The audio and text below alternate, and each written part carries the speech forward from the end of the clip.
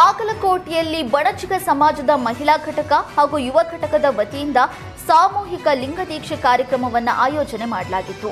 ನಗರದ ಚರಂತಿಮಠ ಕಲ್ಯಾಣ ಮಂಟಪದಲ್ಲಿ ನಡೆದ ಕಾರ್ಯಕ್ರಮದಲ್ಲಿ ಇಳಕನ್ನ ಚಿತ್ತರಗಿ ಶ್ರೀ ವಿಜಯ ಮಹಾಂತೇಶ್ವರ ಸಂಸ್ಥಾನ ಮಠದ ಶ್ರೀ ಗುತು ಮಹಂತ ಶ್ರೀಗಳ ನೇತೃತ್ವದಲ್ಲಿ ನೂರಾರು ಜನರು ಸಾಮೂಹಿಕ ಲಿಂಗದೀಕ್ಷೆ ಪಡೆದರು.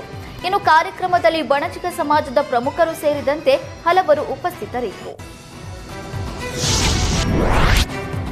ಬಂಡೀಪುರದಲ್ಲಿ ರಸ್ತೆಗಿಳಿದ ಕಾಡಾನೆಗಳನ್ನು ಕಂಡು ಪ್ರವಾಸಿಗರು ಫುಲ್ ಖುಷಿಯಾಗಿದ್ದಾರೆ.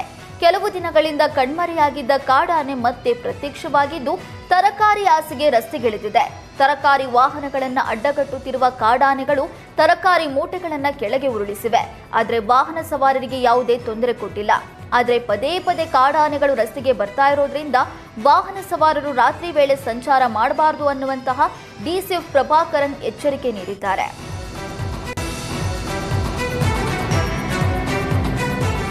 ಕುಲಕರ್ಣಿ ಪತ್ನಿ ಶಿವಲೀಲಾ ಶಿಷ್ಟಾಚಾರ ಉಲ್ಲಂಘಿಸಿದ್ದಾರೆ ಎಂದಿದ್ದ ಬಿಜೆಪಿಗೆ ವಿನಯ್ ಕುಲಕರ್ಣಿ ತಿರುಗೇಟು ಕೊಟ್ಟಿದ್ದಾರೆ. ಬಿಜೆಪಿಯವರಿಗೆ ಮಾನ ಮರ್ಯಾದೆ ಇಲ್ಲ. ನನ್ನ ಪತ್ನಿ ಕ್ಷೇತ್ರದ ಅಭಿವೃದ್ಧಿ ಕೆಲಸ ಮಾಡಿಸ್ತಿದ್ದಾಳೆ. ಅಭಿವೃದ್ಧಿ ಕುಂಠಿತವಾದ್ರೆ ಮುಂದೆ ನಿಲ್ತಾಳೆ. ಪತ್ನಿ ಬಗ್ಗೆ ಮಾತನಾಡೋರು ಅವಳ ಚಪ್ಪಲಿಗೂ ಕಿಮ್ಮತ್ತಿಲ್ಲ. ಸುಮ್ಮನೆ ಆರೋಪ ಮಾಡೋರಿಗೆ ನಾಚಿಕೆ ಮಾನ ಮರ್ಯಾದೆ ಇಲ್ಲ. ಸುಮ್ಮನೆ ನನ್ನ ಪತ್ನಿ ಮೇಲೆ ಆರೋಪ ಮಾಡ್ತಿದ್ದಾರೆ. ಒಬ್ಬ ಮಹಿಳೆಯಾಗಿ ಕ್ಷೇತ್ರದ ಅಭಿವೃದ್ಧಿ ಪರ ಕೆಲಸ ಮಾಡಿಸ್ತಾ ಇದ್ದಾಳೆ ಎಂದು ವಿನಯ್ ಕುಲಕರ್ಣಿ ಬಿಜೆಪಿ ವಿರುದ್ಧ ಆಕ್ರೋಶ ವ್ಯಕ್ತಪಡಿಸಿದ್ದಾರೆ. ಹನಿ ಟ್ರ್ಯಾಪ್ ಸಂಬಂಧ ಸಚಿವ ರಾಜಣ್ಣ ಈವರೆಗೂ ಕಂಪ್ಲೇಂಟ್ ಕೊಟ್ಟಿಲ್ಲ ಅಂತ ಗೃಹ ಸಚಿವ ಪರಮೇಶ್ವರ್ ಹೇಳಿದ್ದಾರೆ. ರಾಜಣ್ಣ ಕಂಪ್ಲೇಂಟ್ ಕೊಡ್ತೀನಿ ಅಂತ ಹೇಳಿದ್ರು. ಇದುವರೆಗೂ ನನಗೆ ಯಾವುದೇ ಕಂಪ್ಲೇಂಟ್ ಬಂದಿಲ್ಲ. ಪೊಲೀಸ್ ಸ್ಟೇಷನ್ಗೂ ಕಂಪ್ಲೇಂಟ್ ಕೊಟ್ಟಿಲ್ಲ. ಈ ಬಗ್ಗೆ ಉನ್ನತ ಮಟ್ಟದ ತನಿಖೆ ಆಗುತ್ತೆ ಅಂತ ಹೇಳಿದ್ದೇವೆ.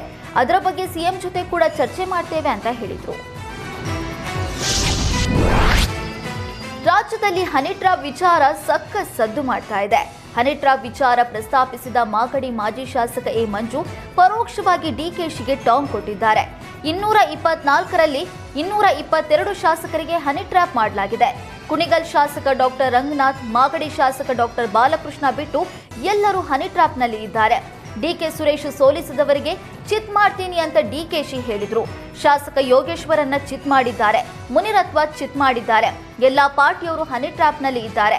ಇದರ ಹಿಂದೆ ಯಾರಿದ್ದಾರೆ ತನಿಖೆ ಆಗಬೇಕು ಅಂತ ಪರೋಕ್ಷವಾಗಿ ಡಿಸಿಎಂ ಡಿಕೆ ಶಿವಕುಮಾರ್ಗೆ ಟಾಂಗ್ ಕೊಟ್ಟಿದ್ದಾರೆ.